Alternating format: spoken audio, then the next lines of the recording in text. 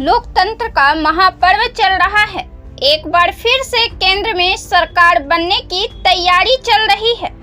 लोकसभा क्षेत्र में दो मुद्दे पर चुनाव और वोट तय हो रहे हैं। पहला तो केंद्र में बनने वाली सरकार को लेकर और दूसरा विकास के मुद्दे पर और तीसरा किसी खास क्षेत्र में किसी खास नेता के प्रभाव होने की वजह से। दो चरणों की चुनाव हो चुकी है और अब अगले चुनाव होने की तैयारी में पूरा सूबा जुटा हुआ है। बड़े बड़े नेता से लेकर स्थानीय नेता सभी कमर कस चुके हैं। आखिर उनका भी भाग्य निर्माण हो रहा है अगले 5 सालों के लिए। आज हम बात करेंगे झंझारपुर लोकसभा क्षेत्र में 7 मई को होने वाले चुनाव को लेकर। इस क्षेत्र में किसकी होगी जीत, कौन बनेगा सांसद, मुकाबला बड़ा दिलचस्प हो गया है। मुकाबला त्रिकोणीय भी हो गया है। झंझारपुर लोकसभा के पिछले वीडियो में हमने यहाँ के जातीय समीकरण, चुनावी सफर और इस सीट की सांचे की बात की थी। आज हम बात करेंगे मौजूदा तीनों उम्मीदवार को लेकर किसकी पकड़ झंझारपुर में कितनी मजबूत है, क्या होगा यहाँ का रिजल्ट 4 जून को। 4 जून को होने वाले तस्वीर के बारे में मधुबनी जिले के चेयरपर्सन बिंदु गुलाब यादव ने साफ साफ कहा है कि उनके पिता ही इस चुनाव में जीतेंगे। ये वे नहीं बल्कि यहाँ की जनता कह रही है, यहाँ की जनता की मांग है। उनके पिता गुलाब यादव हैं। वे मधुबनी विधानसभा से विधायक 2015 में रह चुके हैं, लेकिन 2019 का लोकसभा चुनाव हार चुके हैं। उनकी 2 शादी हुई है। उनकी पहली पत्नी अंबिका गुलाब यादव मधुबनी सीट से निर्दलीय बिहार विधान परिषद का चुनाव जीती हैं। दूसरी पत्नी माधवी गुलाब यादव हैं। बिंदु गुलाब यादव ने लाइव सिटी में दिए अपने इंटरव्यू में कहा है कि यहाँ बहुत सारे काम बचे हुए हैं जिसे करना है। जनता चाहती है कि कम से कम वे ये जाने कि हाँ, कौन उनके सांसद हैं। उनके सांसद उनसे मिलते हैं या नहीं मिलते हैं। किसानों के लिए काम बचा है। शिक्षा के क्षेत्र में काम बचा हुआ है। टूरिज्म के मौके झंझारपुर में ओपन हो सकते हैं, उस पर काम करना है। गुलाब यादव राजद के टिकट पर विधायक रहे थे। इस बार भी महागठबंधन के द्वारा यह सीट गुलाब यादव को मिलने वाली थी, लेकिन सभी को चौंकाते हुए यह सीट वीआईपी ने सुमन कुमार महासेठ को दे दिया। सुमन कुमार महासेठ पहले बीजेपी में थे, लेकिन पिछले लोकसभा चुनाव में मधुबनी सीट जदयू के खाते में चली गई थी। तब इन्होंने विरोध का झंडा बुलंद किया था और निर्दलीय चुनाव लड़ने की जिद पर अड़े रहे थे। 2020 के विधानसभा चुनाव में ये वीआईपी के टिकट से मधुबनी विधानसभा में चुनावी मैदान में अपनी किस्मत आजमाते हैं, लेकिन राजद के समीर महासेठ से 6814 वोट से हार जाते हैं।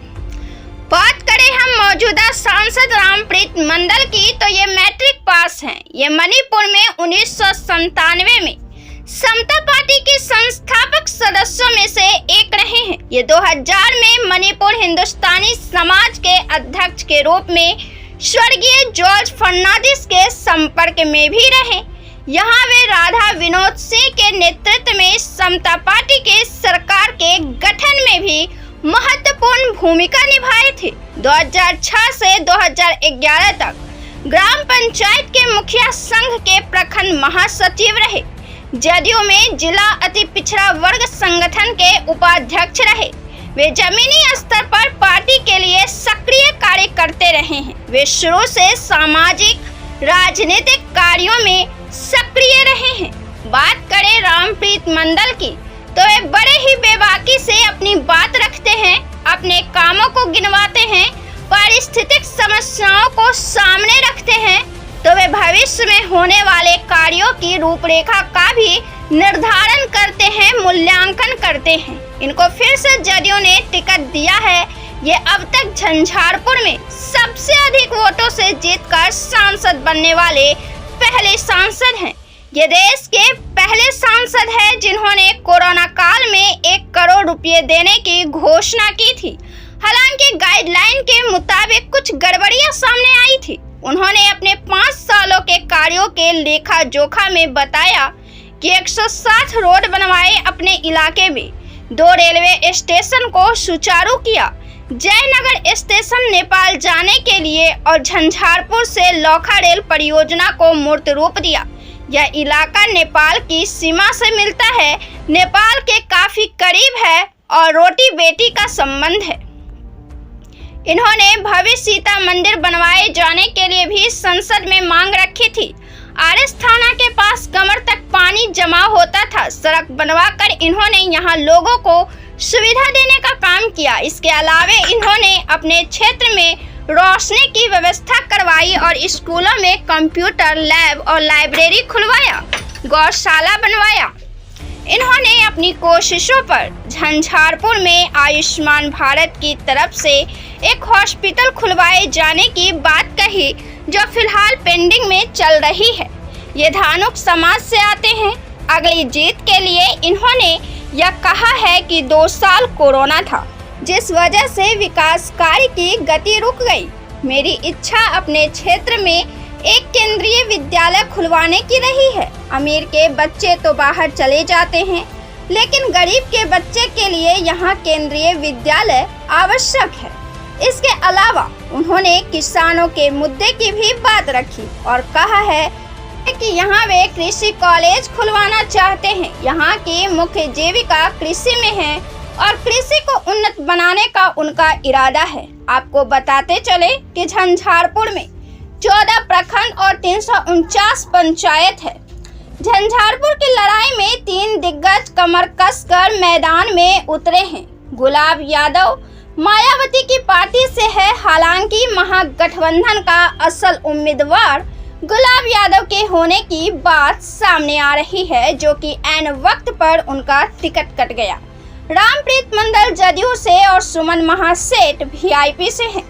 गुलाब यादव एक तरफ जहां जनता का दंभ भरते हुए नजर आ रहे हैं, तो वहीं रामप्रीत मंडल को यह यकीन है कि अब तक उन्होंने जितना काम इस क्षेत्र में किया है, उतना किसी और सांसद ने यहाँ नहीं किया। वे रिकॉर्ड मतों से जीत भी दर्ज की है।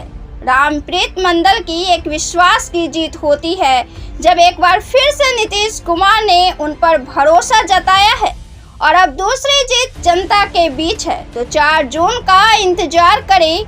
इस गर्मी के तापमान के बीच चुनावी आसमान का बादल छट जाएगा और तस्वीरें साफ हो जाएंगी। आखिर कौन होगा झंझारपुर का सांसद।